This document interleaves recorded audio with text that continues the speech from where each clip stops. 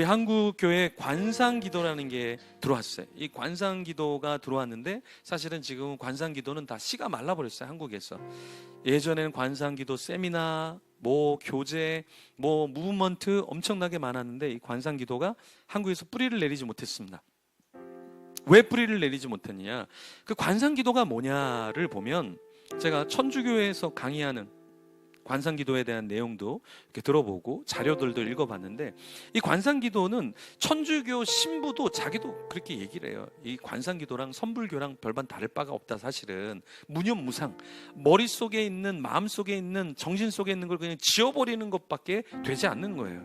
근데 이게 뭐가 문제냐? 관상기도의 문제는 머릿속에 지우는 게 신앙이 아니라, 신앙은 지우는 게 중요한 게 아니라 하나님의 말씀을 듣고 받는 게 신앙이에요. 근데 기도할 때 나를 비워요? 내 생각을 비워요? 그게 관상기도의 핵심인데, 성경은 그걸 말하는 게 아니라 성경은 하나님의 말씀을 주야로 묵상하는 거예요. 그 말씀을 묵상하면서 그 말씀대로 기도하는 게 기도지, 나를 지우고 내 생각을 지우고 다 지워버린다? 그러면 선불교랑 뭔 차이가 있냐는 거예요. 또 하나 관상기도의 문제는 뭐냐? 신일합이에요. 나와 하나님과 합이라는 뉴 에이지적인 사상이 그 속에 있다라는 거예요. 우리의 신앙은 하나님과 내가 합해지는 게 아니라 하나님에게 나를 복종시키고 순종시키고 그 말씀을 따라가는 게 신앙이지, 내가 하나님의 위치에서 하나님과 동등한 신일합의를 추구하는 것이 우리의 기독교의 신앙은 아니다. 우리는 예수님이 나를 부인하고 나를 따라오라고 말씀하셨잖아요. 주님을 따라가는 것이 우리의 바른 신앙이다. 그래서 이 관상기도는 크게 두 가지의 문제가 있는데, 이 관상기도를 받아들인 사람이 리차드 포스터와 유진 피터슨이에요. 이분들은 다 성공회 천주교와 관련이 있는 분들이에요. 그러니까 우리나라는 다일 공동체의 최일도 목사님이 이걸 가져왔고, 지구촌교회 이동훈 목사님이 이 관상기도를 가져왔어요. 그래서 수많은 세미나와 수많은 걸 했지만 지금은 이분들 다 하지 않아. 왜? 관상기도의 끝은 하나님이 있는 게 아니라 나밖에 남지 않아. 모든 걸 다 지우는 거에서 끝나는 선불교와 뉴에이지와 똑같다라는 거예요. 더 이상 한국에서는 이 관상기도를 하지 않습니다. 천주교는 여전히 하지만 이 천주교적인 이 바탕도 사실은 신학적인 문제가 있다라는 거예요. 그럼 우리는 어떻게 해야 되는가? 성경적인 말씀, 첫째는 말씀을 바탕으로 기도를 해야 돼요, 여러분. 그래서 우리는 기도할 때 말씀을 듣고 기도하는 게 왜 더 좋으냐?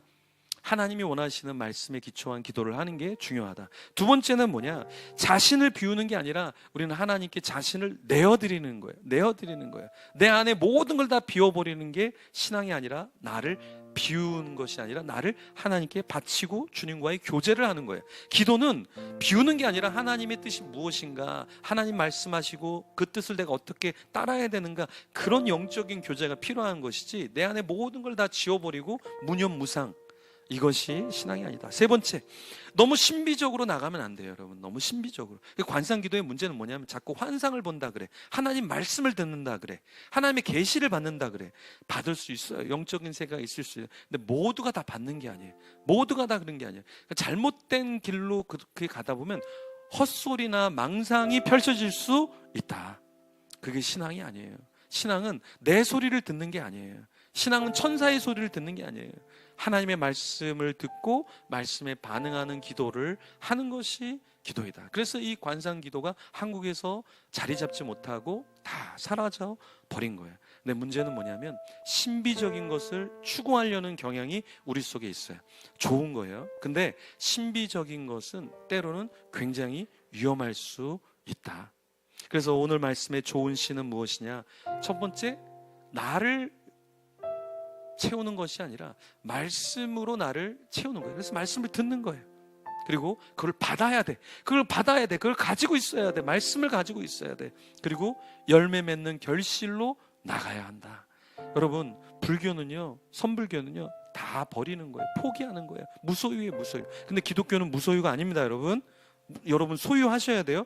기독교는 무소유가 아니라 소유해서 주님의 나라를 위해서, 우리의 가정을 위해서, 이웃을 위해서 사용하는 거예요. 그게 기독교와 불교의 재정관의 차이예요.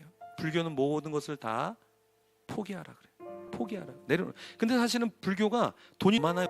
예, 그렇죠. 우리 권사님 벌써 열받아 하시잖아요. 불교는요, 쌓는 게 아니에요. 쌓는 게 아니에요. 불교는 무소유니까 다 버려야 돼. 다 버려야 돼. 무소유는 다 버려. 근데 불교는 더 요즘에 도시로 많이 와요. 도시로. 사람들이 있는 곳에. 네, 기독교는요, 무소유가 아니에요.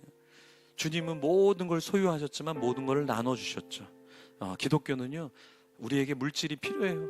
그러니까 필요하죠. 근데 그것을 열매 맺도록 우리의 물질을 하나님께 올려드리는 것이다.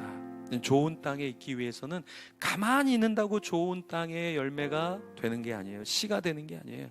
우리는 말씀을 더 많이 들으려고 그래요. 그래서 우리 가을에 양육하는데 1:1로도 하고 소수로도 하고 양육을 하는데 여러분 꼭 양육에 들어오셔야 돼요. 왜요? 내가 일주일에 한 번 밥 먹고, 여러분 오늘 일주일에 한 번 밥 먹고 일주일 내내 한번 굶어 보세요. 잘 자랄 수 있나? 안 돼요. 양육을 받아야 돼. 말씀을 들어야 돼요.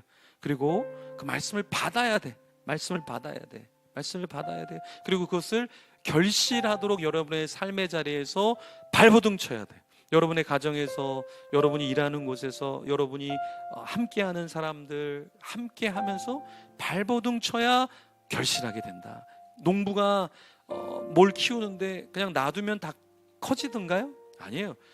밭도 갈아야 되고, 네, 물도 주고 영양분도 주고 다 줘야 돼요. 그래 가운데 열매가 나와야 특산품이 나오게 된다. 가만히 놔둔다고 열매가 맺혀지지 않는다. 주님은 우리를 청지기로 부르셨어요. 좋은 씨가 됐다라는 것은 말씀을 듣고 받고 거기서 끝나는 것이 아니라 내 삶에서 뿌리가 내리도록 정말 좋은 열매가 맺도록 눈물도 흘리고, 때로는 우리가 땀도 흘리고, 때로는 피까지 흘려야 한다. 피까지 흘려야 된다.